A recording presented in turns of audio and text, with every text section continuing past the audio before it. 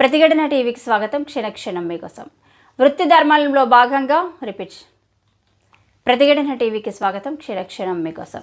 వృత్తి ధర్మంలో భాగంగా పత్రికా విలేకరులు, జర్నలిస్టులు అన్ని రకాల వార్తలు, విశ్లేషణలు వ్రాయడానికి కవరేజ్ కోసం రాజకీయ పార్టీల నాయకుల ఉపన్యాసాల మీటింగ్లకు వెళ్తూ ఉంటారు. వారిపై రాజకీయ పార్టీల కార్యకర్తలు దాడులు జరుగుతూనే ఉన్నాయి. 2 రోజుల క్రితం అనంతపురం జిల్లా ఆంధ్రజ్యోతి ఫోటో జర్నలిస్టు కృష్ణపై మూకుమ్మడిగా దాడి చేసిన సంఘటనపై జర్నలిస్టులు అసంతృప్తి వ్యక్తం చేశారు. భవిష్యత్తులో జర్నలిస్టులు వార్తల కవరేజ్ కోసం వెళ్లాలంటే భయపడే స్థితికి పరిస్థితులు చేరుకున్నాయి. పాలకులు, రాజకీయ నాయకులు, ప్రజాప్రతినిధులు ఏ పార్టీ వారైనా జర్నలిస్టులపై దాడులను ప్రోత్సహించడం మంచి పరిణామం కాదు.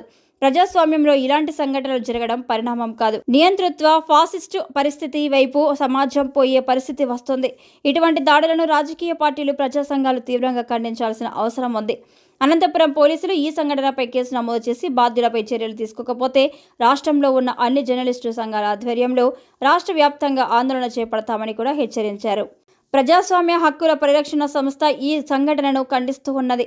జిల్లా అధికారులు ఈ విషయం గురించి సమగ్రంగా విచారణ జరిపించాలని, దోషులను శిక్షించే చర్యలు తీసుకోవాలని ఓపీడీఆర్ డిమాండ్ చేస్తున్నది.